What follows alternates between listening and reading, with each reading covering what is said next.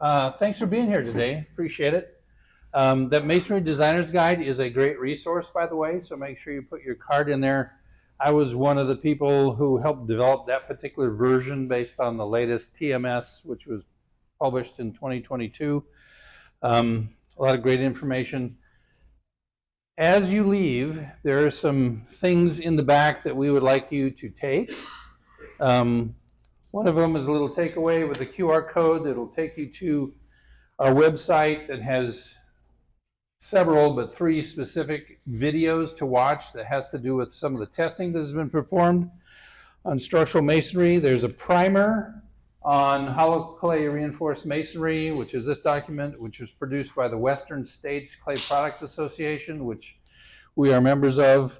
And as far as veneer goes, there's a new publication, it's not yet on our website, that talks about how brick veneer can be used to reduce the amount of insulation you use in brick veneer walls over wood or steel stud framed walls to still meet energy compliance by using the mass wall process and the step-by-step instructions going through ComCheck, if any of you know what that is.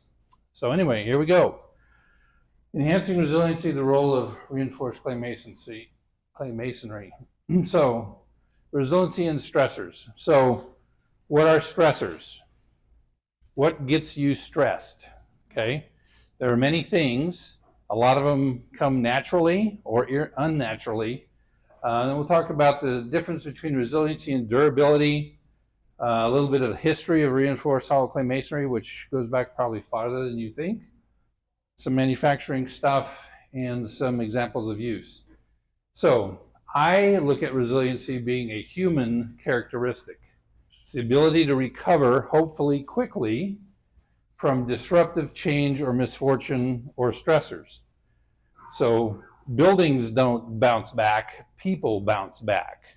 And it's easier to bounce back if the buildings stay in place without being overwhelmed or acting in dysfunctional or harmful ways. So large stressors can affect you mentally and socially. So keep that in mind when we talk about this. So disruptive change and misfortune are the stressors. So this is the aftermath of a tornado. Do you think the people who lived in those neighborhoods are stressed? I think they are, right? Here's a wildfire. How about the people who used to live in those homes? They're stressed. Now, if all of those were built out of materials that didn't burn, they would be less stressed, right? They would be more resilient. So that's kind of what we're going to be talking about today. Additional stressors, if you live near a river, for instance, there may be flooding. That happens all the time. Historic and active fault zones and earthquakes. You don't have any, there's some not too far from here. The Madrid Fault, for instance. And then coastal or seaboard regions, hurricanes, tsunamis, and storm surges. All those things can be dealt with. I opened a fortune cookie not too long ago that said, plan for the unexpected, which is kind of ironic because if you plan for it, it's no longer unexpected. But the point is, plan for the unexpected. When you design things or when things are designed, you need to think sort of beyond code minimum sometimes, because Mother Nature will throw stuff at you that's beyond code all the time. You might have a 400-year flood 3 years in a row. Well, that doesn't make sense, but it can happen. So we're going to talk about prolonged disruption depletes assets. So how long does the food in your refrigerator last if your power goes out and all the stores have disappeared? Okay, not very long, right? So there's physical stress, illness. You can get physically ill from stress. You can become mentally ill from stress, right? Your interaction with people will change. And social boundaries tend to erode. If you get a gang of people together that need something and it happens to be in that building over there, they're going to find a way to get in and get it, okay? So those are sorts of the things that are results from being stressed. Now, somebody, not me, came up with this little magic diagram called the event or stress curve. So functionality is the vertical axis, time progression is the horizontal axis. So you start from wherever you are, you're at 100% functionality at some point. Then an event happens, and there's some amount of destruction, disruption, and I'm just saying maybe you're down from 100% down to 20%. So 80% of what you had, you no longer have. Then there's a recovery period, right? You gradually get back what you lost, and this is called the resiliency triangle. Now, is it always a triangle? Of course not, right? It can be many different shapes. Here's a version of, that's not even a triangle, but they still call it a resiliency triangle. But maybe you have some downtime where you need to find funding, or maybe there's a supply chain problem where you may not be able to start recovering for a period of time. Maybe that's a week, a day, a month, a year, something like that. So you've got to factor that in, and it isn't always a nice, linear progression. You might make a lot of headway and then have to wait for something. Maybe you need to import manpower to help recover. And then you make some more progress, and then oops, there's another downtime, and maybe you're not able to get back to 100%. If you think about being injured personally, you fall off a horse and break your hip or whatever you do, sometimes your new 100% is your old 80%, okay? So it's not always possible to get back to where you began. And that's just life, and that's just reality. So what can you do to help reduce that curve, right? So you can recover faster if everything's in place, all the building materials are available, you're in good health, all that kind of stuff. You might have a very fast recovery period. Or you can mitigate the damage by having more durability for buildings or more resiliency if you're an individual. So you have a little teeny resiliency triangle to deal with. So how do you do that? So resiliency is related to human characteristics, your personal resiliency, community resiliency. Those sorts of things is directly related to infrastructure durability.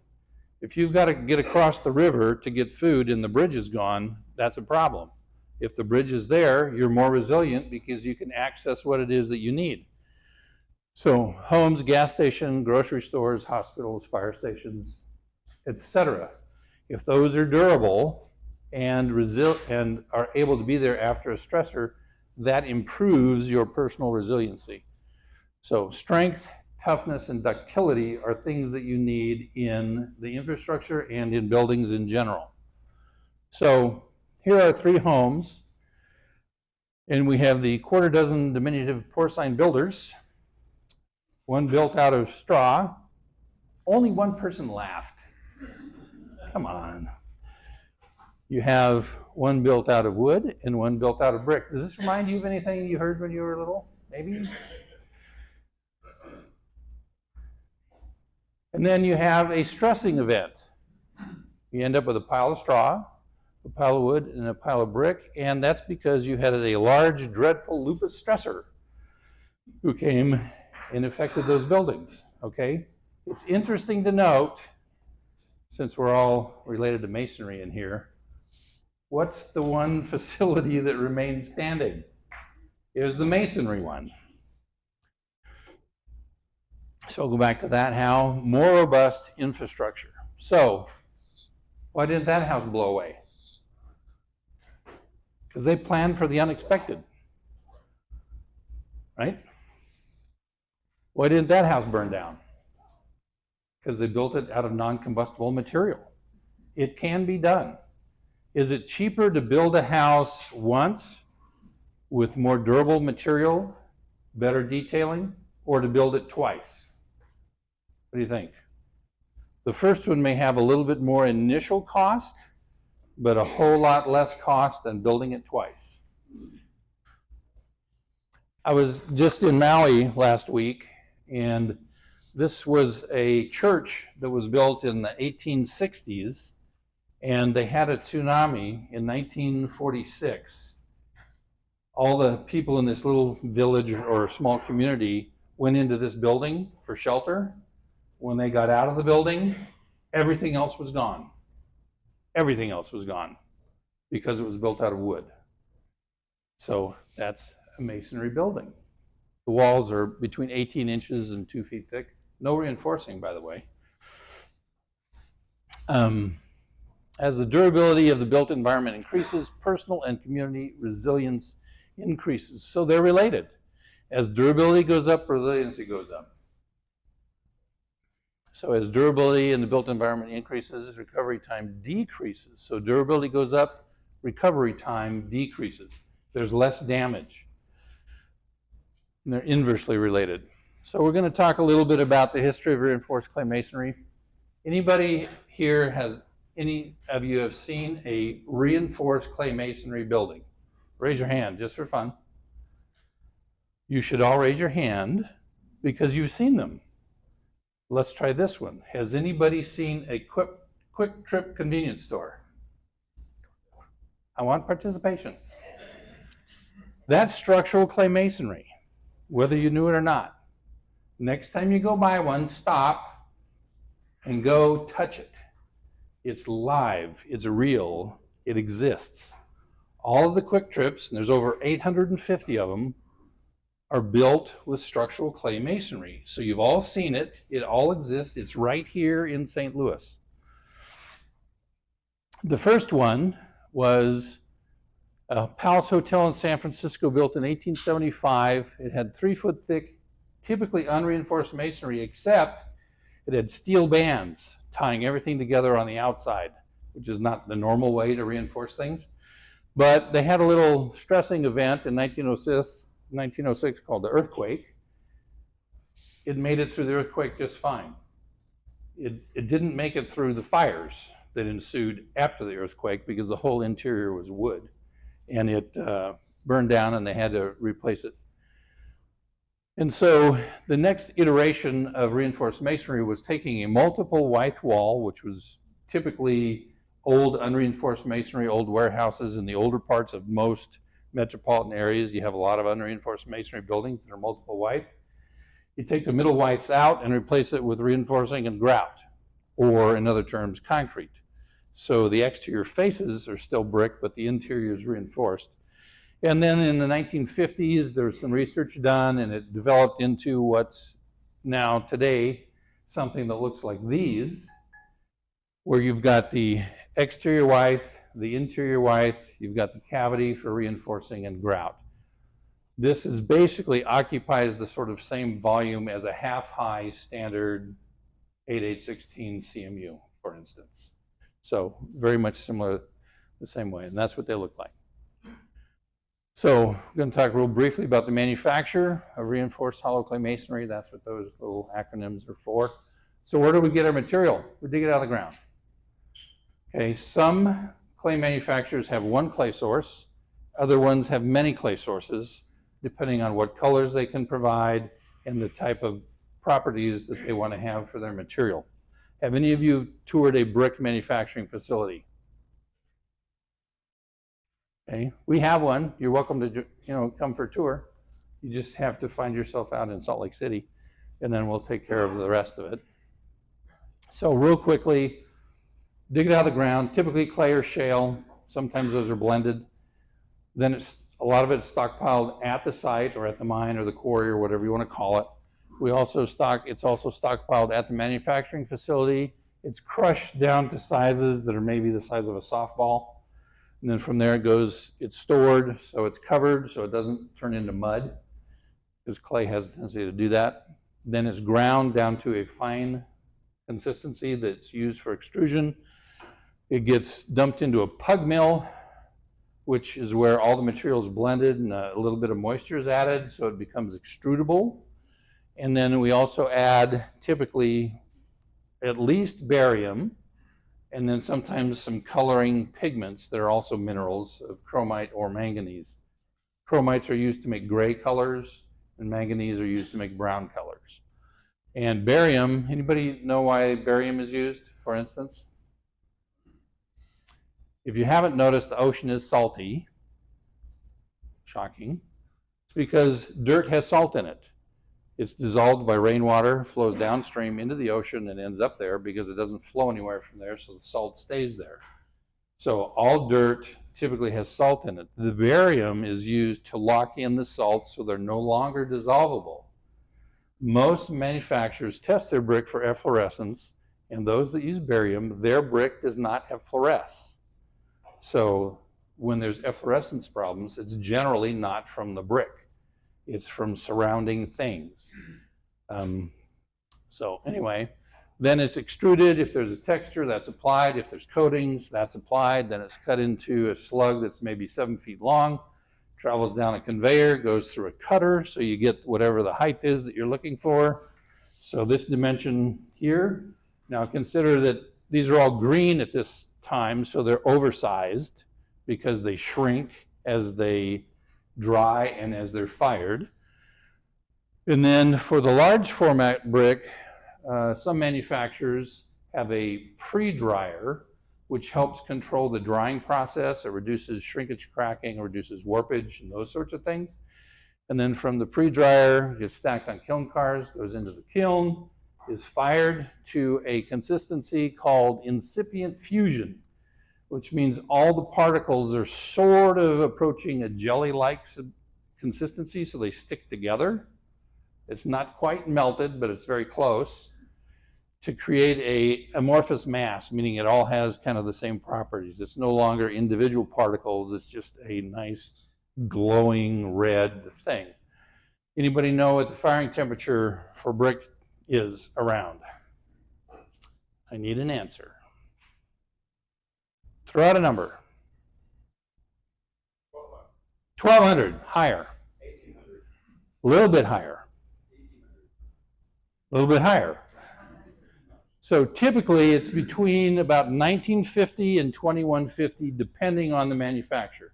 So it's plenty hot, okay? So then when it's finished, it comes out, it's sidetracked, so it cools off. They come out of the kiln roughly 300 degrees. You don't want to touch them. It's got to cool off. Then it's packaged, and it either goes on a truck if it's made to order, goes to a job site and gets installed by the masons, or it's stockpiled for stock sales. People come in off the street and buy some or whatever. So here's the facility of the stockpile at our manufacturing facility in a suburb of Salt Lake City. Here's the crushing process where the larger particles go into a crushing mill and then they get screened, and if they're too big they go back around and get recrushed again. Here it's being extruded. It's oversized when it comes out of the die, and then it's blade cut or wire cut to the correct green size. Now different mixes shrink at different rates, so it's important to know what the green size is so you end up with all the right final fired sizes. Then it runs down the conveyor because this is a continuous extrusion. It's cut with a guillotine cutter, goes over. From there, it's slid off to the right, is pushed up through a bunch of wires that cut it to the right height. Then it's pushed off to another conveyor. It's picked up and loaded over to this conveyor that picks them up with a robot, stacks them on drying racks. Not every manufacturer has those. Again, this is for large format brick, like 16-inch long units. Typically need to go through this special pre-drying process to help control the shrinkage and so forth. And then they're loaded into the pre-dryer. Eventually they end up on kiln cars and they run through the kiln. That's where the magic happens. That's where it turns into a usable material. So by comparison with other materials, CMU, standard CMU these days, the ASTM C90 spec says the minimum compressive strength is 2,000 PSI. Previously it was 1,900, and prior to that it was 1,500. So as manufacturing processes evolve, the material gets stronger. And so currently it's at 2,000. You go into the table in TMS and it says, well, if you have a unit that's 2,000 PSI, you can design the wall for 2,000 PSI. Any of you here design masonry, by the way? Okay.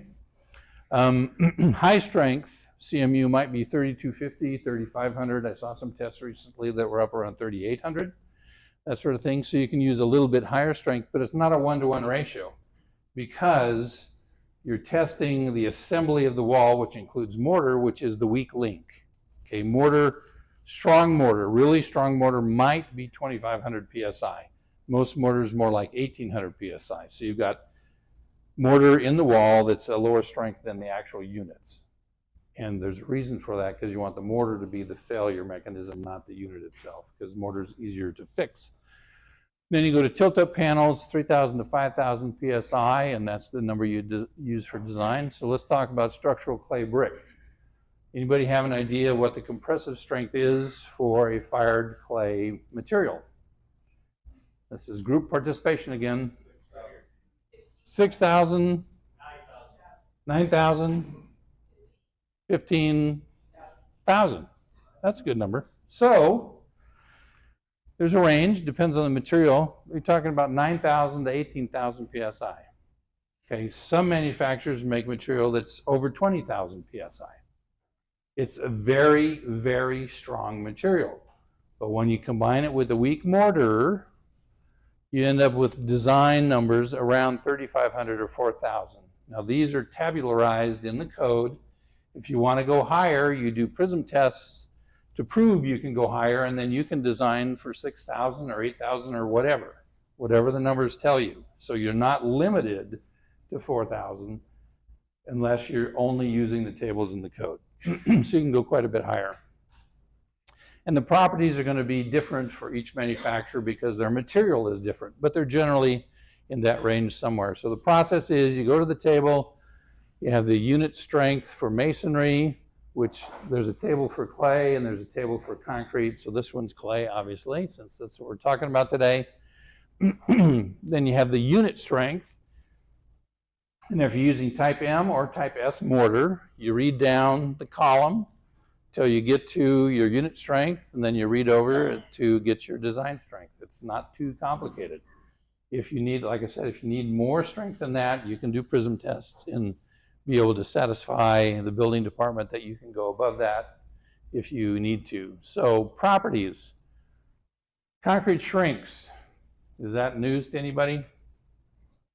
CMU shrinks, it's concrete. Clay expands, so they act differently in use. So don't worry about the numbers too much, but CMU is a negative because it shrinks. Clay has a positive because it expands. So CMU has control joints because you want to control the cracking when it shrinks. Masonry, clay masonry, has expansion joints because you want to control where it wants to expand so it doesn't crush itself, so to speak. And you can see it's about 2 times more stable as a profile. So it's instead of 6.5, you're at 3, and again, you're expanding instead of contracting. So you have a masonry wall out of brick, it's going to grow. It's going to get taller, it's going to get wider. This assumes it's restrained at the bottom. If you're out of CMU, it's going to shrink, it's going to get shorter, and it's going to get not as wide. Now, typical manufacturing profiles are these. Some manufacturers do not make a 10-inch deep unit, and some manufacturers do not make 16-inch long units, but there are manufacturers that do both. There's also a fairly new profile in the market called a perforated screen wall brick. It's a very popular design element these days in brick masonry is to have perforated screen walls. Allows light and ventilation, but still provides security. And there are units that are this particular profile that have been tested for ballistic resistance.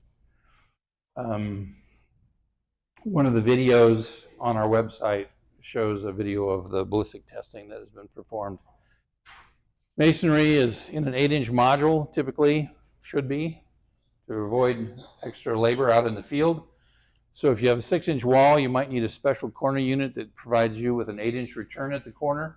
Or if you have 10-inch units, you might need a special unit like this to, again, return with an 8-inch face. Or you can just use a 10-inch unit like that and cut it in the field and nest the other wall in to also get an 8-inch return around the corner. Then bond beam units, similar to CMU. Get a typical unit, gang saw, cut the webs. The mason, you guys, tap the webs out, lay the rebar in, grout it solid.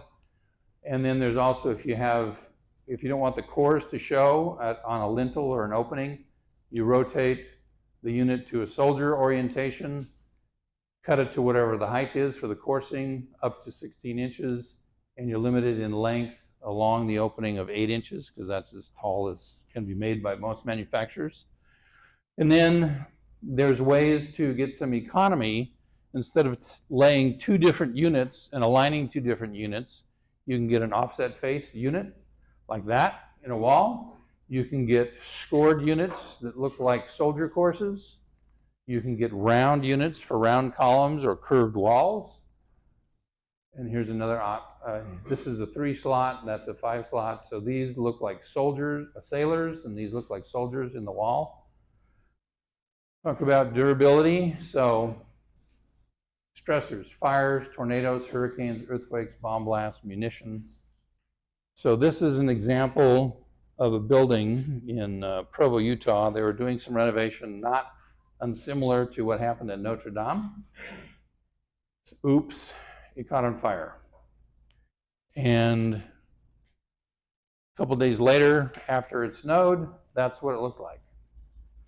The owner of the building said, we want to salvage the building. It has great meaning to us, but we're going to repurpose it.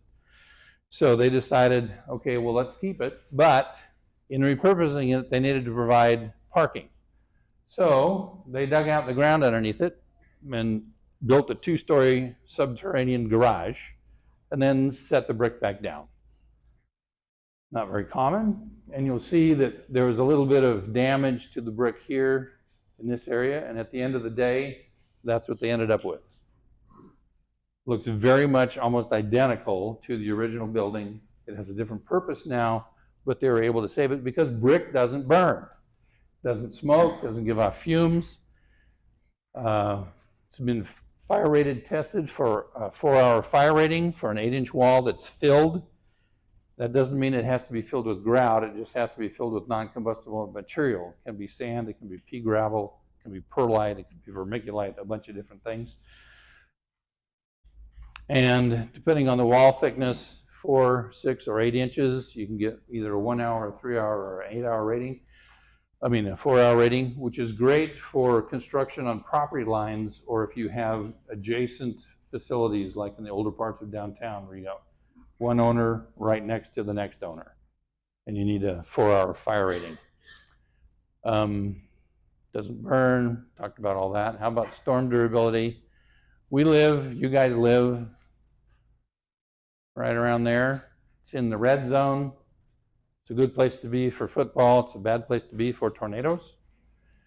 Anybody know what the design wind speed in the red zone is? 250. So that translates to a pressure on the wall of up to about 200 pounds per square foot. Okay, that's a huge number. A parking garage for cars is designed for 50 pounds a square foot. So that's like laying the wall down sideways and stacking 4 cars on top of it. It's a big deal. So you can have a storm shelter that looks like that. Pretty beautiful, aesthetically pleasing, lovely design award winner. Or you can have a facility that looks like that, which can be designed for tornadoes. There's an example of a gymnasium that's also a community storm shelter, all out of structural brick, these guys. And there's a Quick Trip. They're all over the place. They're migrating north and west. There's columns as well as trash enclosures. Storm durability. Many facilities have been used and have resisted hurricanes as well as tornadoes. Blast durability.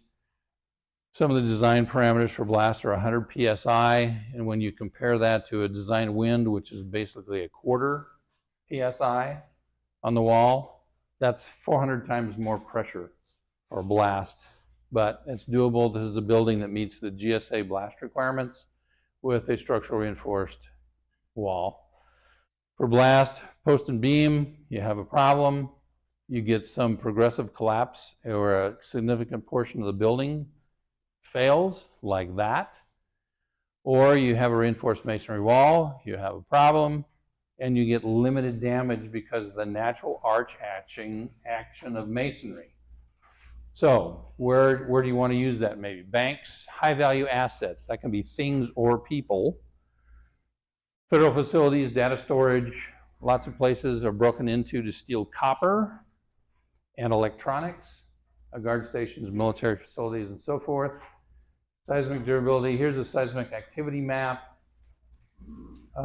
Real quick numbers, you've got CMU, 8-inch CMU here, 8-inch clay here.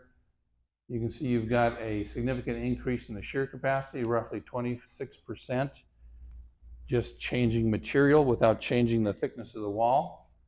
And you can actually go to a thinner wall perhaps, 6-inch clay, which gets you 340 kips versus 364 for masonry. So sometimes you can get a thinner wall to work, which provides more lease space, more rentable space, more interior space for the same wall. That's a fire station made out of structural clay masonry. It has an offset slot. So the pattern of the masonry here is a Flemish bond, but you're only laying half the number of brick because you're getting 2 for 1 with the offset slot. Ballistic durability, there are 4 protocols that talk about ballistic durability. These are all combined into a single test. There's some of the fun things that were used to test. There's one of our people shooting the wall. And there's the test protocol. There's 17 different munition tests. They all passed. Here's an example of a design where they added a ballistic blanket to the assembly of the wall as an addendum. But you can get, so here's the addendum version of the wall. Here's the same ballistic rated wall. Thinner wall, more interior space, less construction material, no ties. We got a single white wall. Less labor, less expensive for the same amount of resistance. So hardened vestibules, guard stations, school vestibules, corridors, so forth and so on. You can do double white, either fully grouted with an interior space insulated or insulated walls, depending on your application.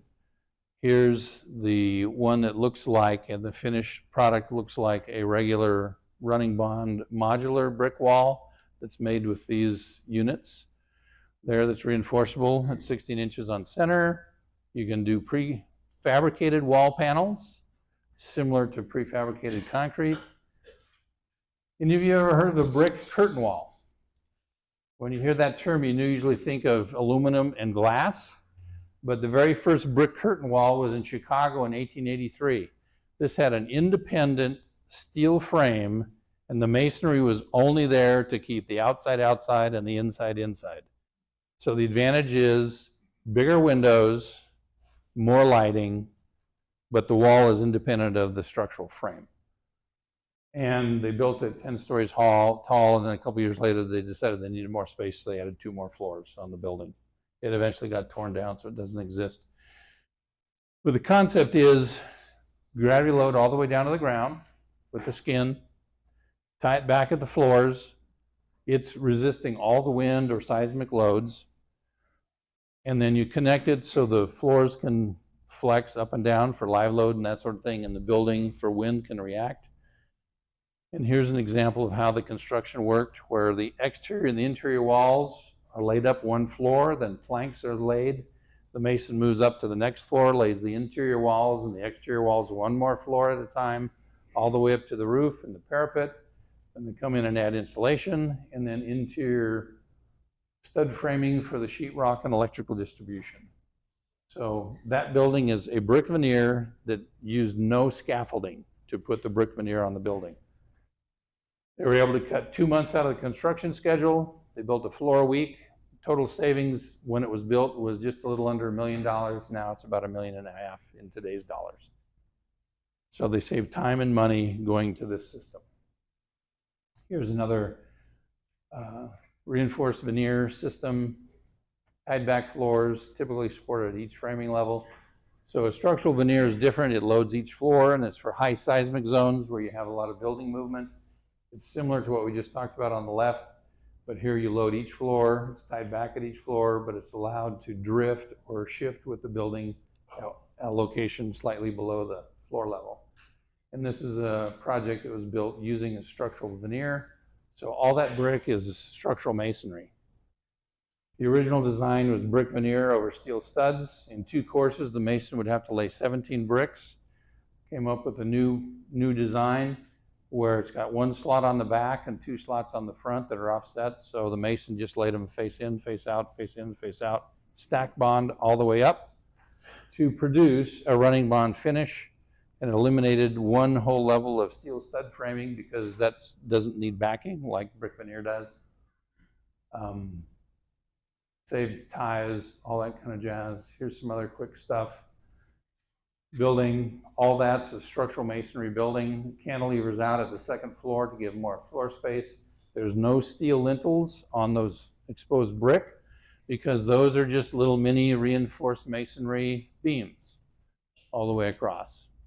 17-story hotel, all structural masonry, built in 1975, still standing. There's a Greek, Jewish synagogue, but all that is structural masonry. There's all kinds of beams over beams, a beam supported by another beam there, arches, all that kind of stuff. Water treatment plant. This wall is 40 feet tall, 10-inch masonry. There's no steel lintels in the wall. If you're building a reinforced masonry wall, be it clay or concrete, avoid putting steel lintels in. You don't need them. Have the masonry designed to span the opening. It's a much easier system. You don't have differential thermal expansion and contraction problems. It all behaves monolithically fairly nicely. There's a school. It's all structural masonry. There's a stadium. That's the rendering. That's the finished product. All structural masonry. We're almost done. Durable structures aid personal resiliency and can be built with hollow reinforced clay masonry. Personal resiliency benefits all other resiliency issues. Neighborhoods, communities, larger geographic areas.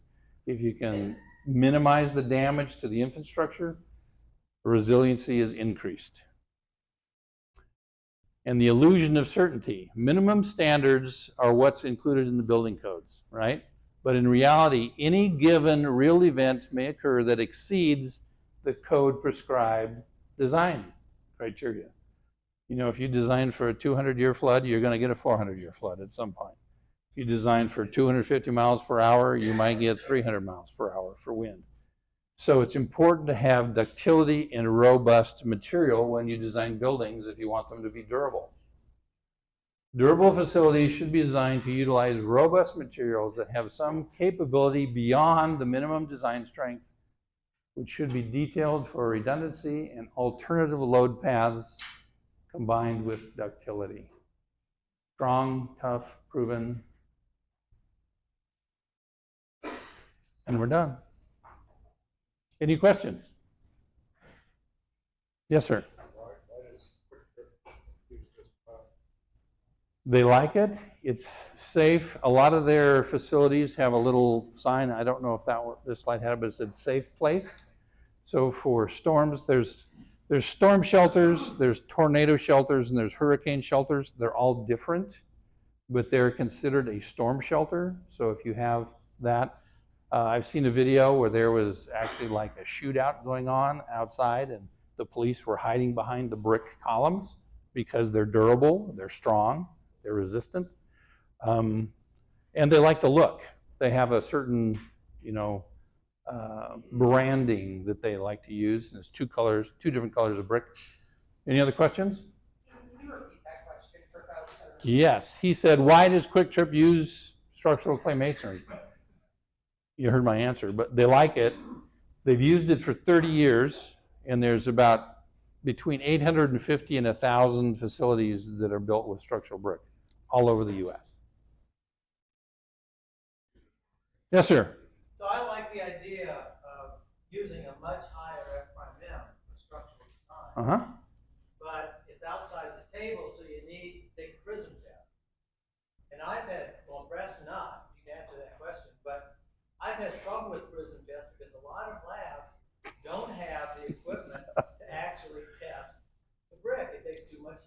So is that getting better?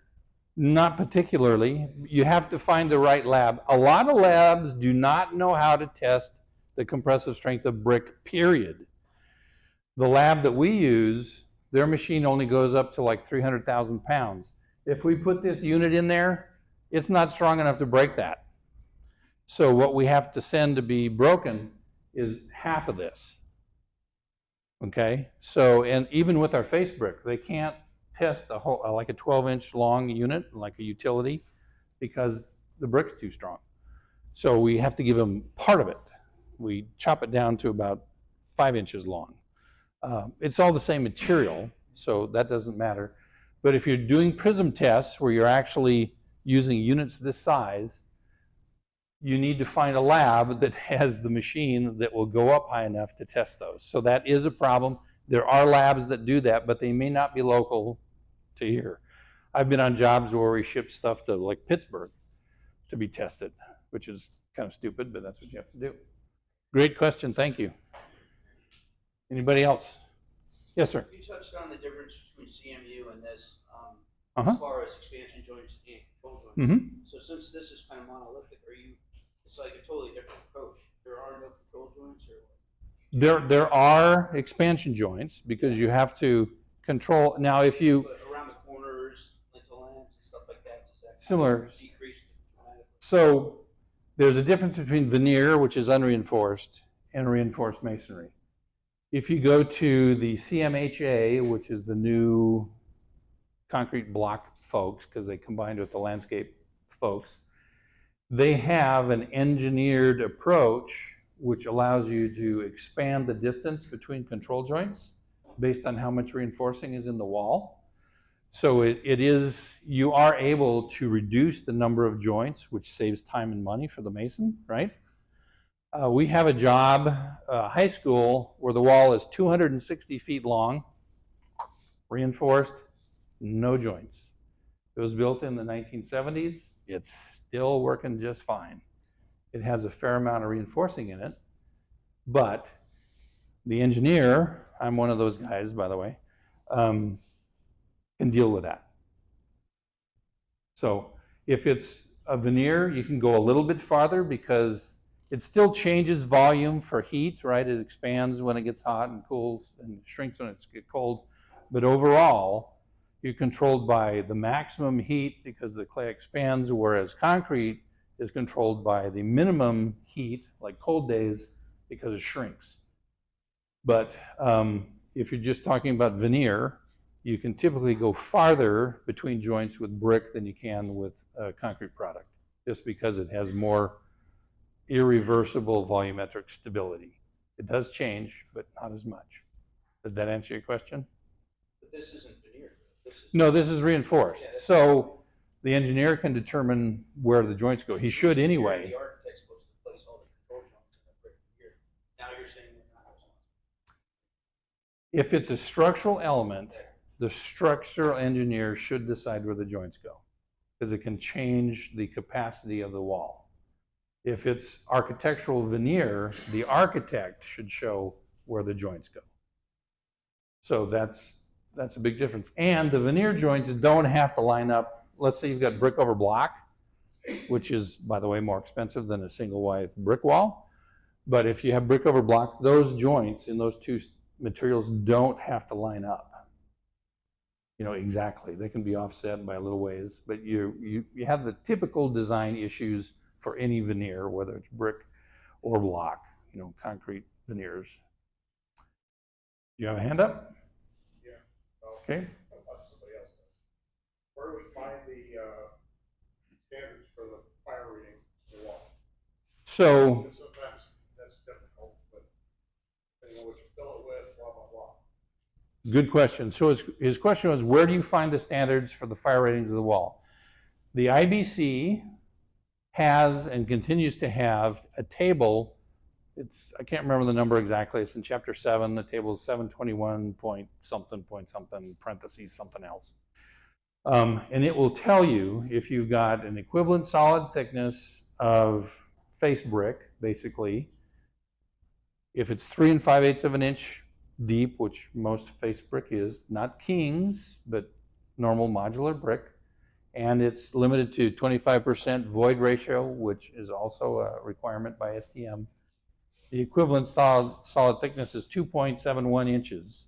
You need 2.7 inches to get a 1 hour rating. So you get a 1 hour rating with most brick veneer. Now you drop down to the next little line in there and it talks about unfilled hollow masonry, clay masonry.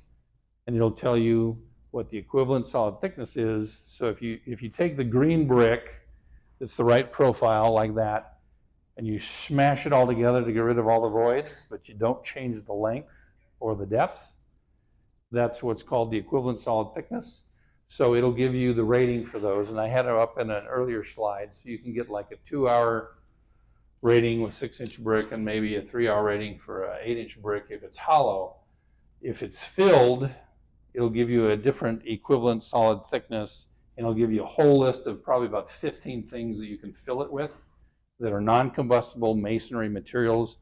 It can be slag, it can be scree, it can be all kinds of things that are non-combustible.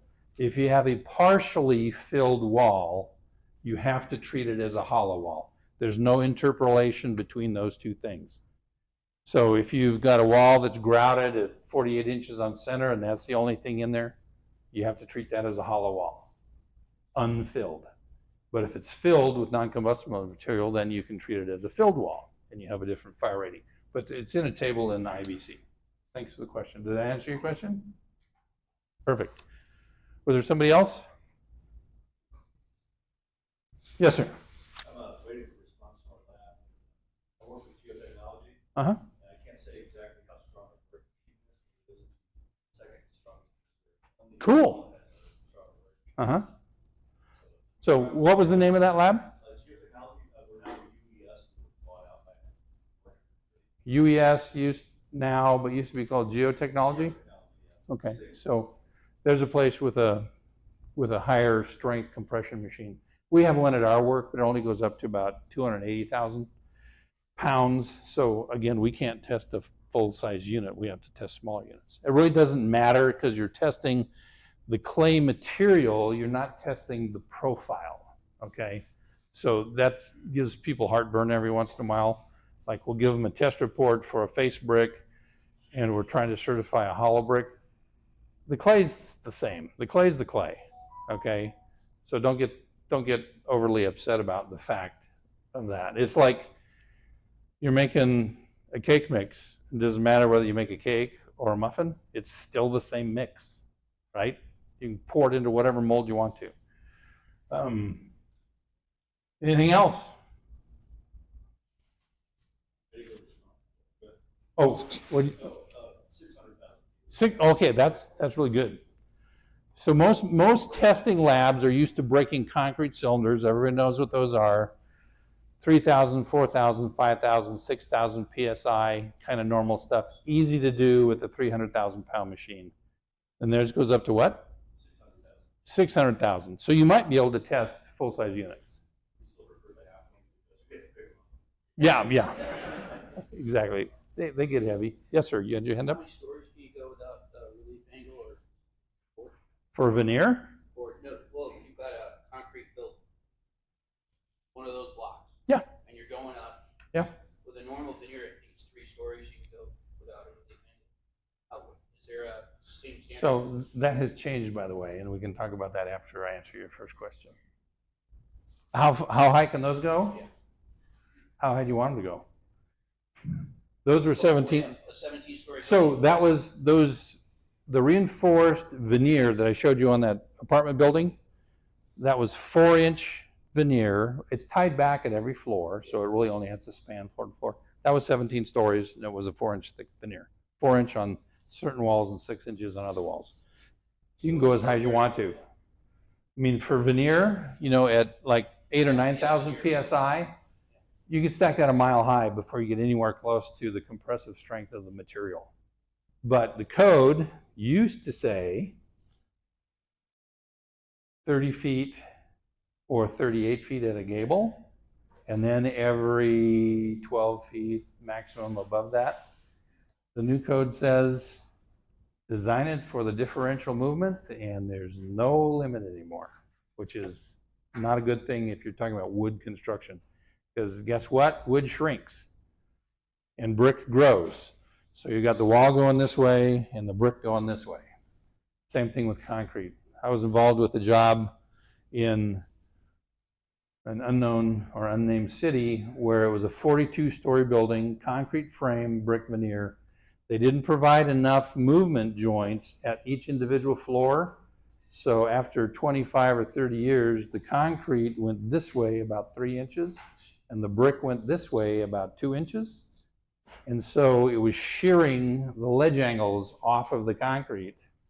You do not want brick falling 42 stories onto people. It was a big problem.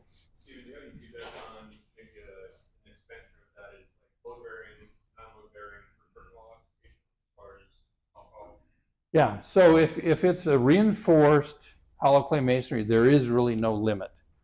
The tallest reinforced masonry building that I'm aware of is the Excalibur in Las Vegas, which I think is 30 some odd, 28, 30 floors, but it's CMU, it's not hollow clay. And they started with 12-inch units and then tapered to 10-inch units farther up. So it's just, there is no limit. You can design for as tall as you want to go, as long as the material will hold the loads. So, did that answer your question? Okay. Okay. Anything else?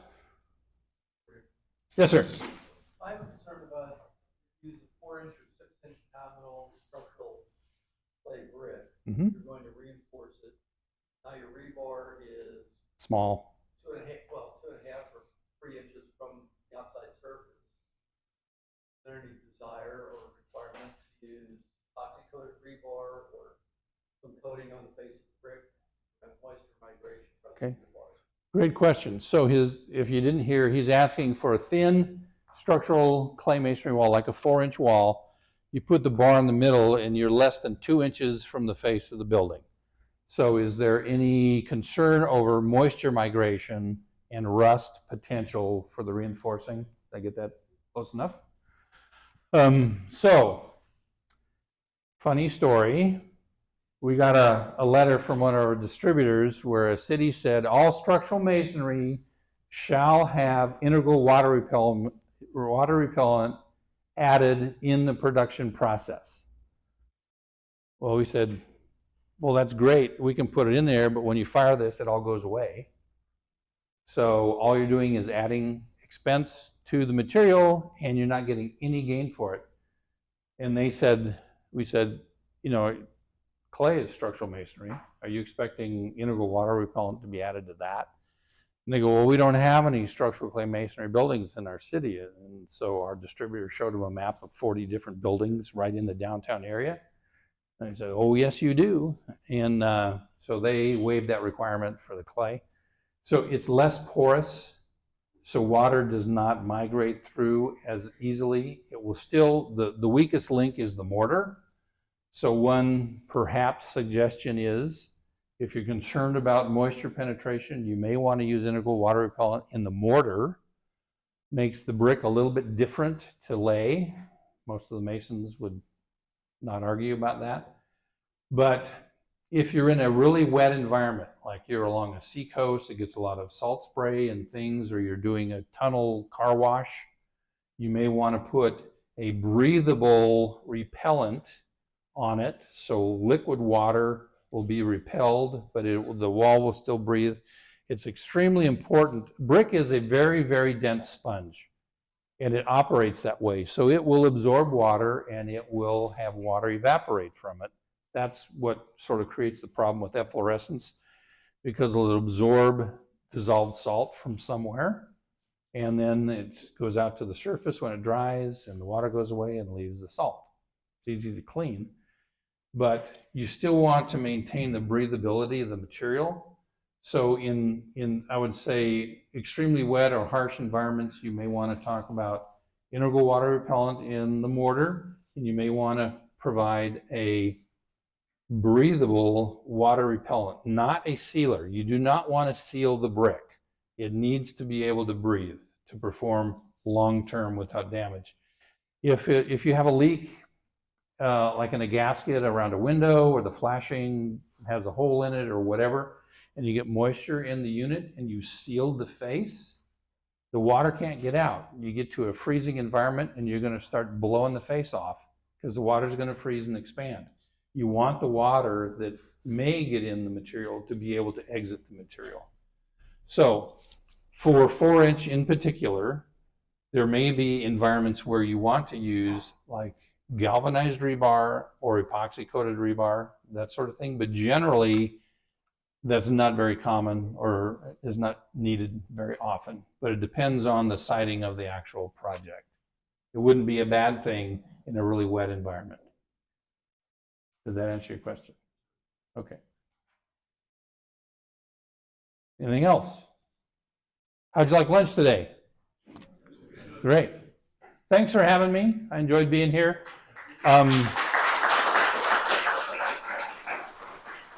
As you leave, there's stuff out there I want you guys to take. There's these little things that are not as heavy to pick up. I've had architects want to make necklaces out of them or earrings, believe it or not, and we use them for Christmas tree ornaments.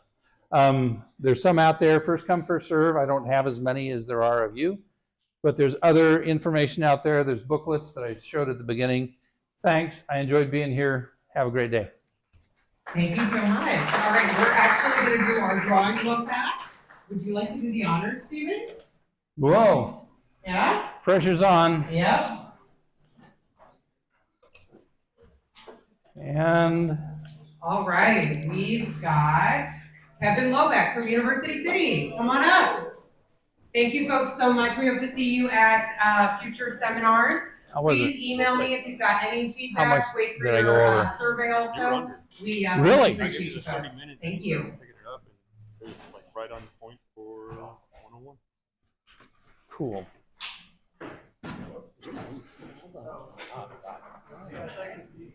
I got all the time you need. Thank you. Appreciate The Duke University, the university won a test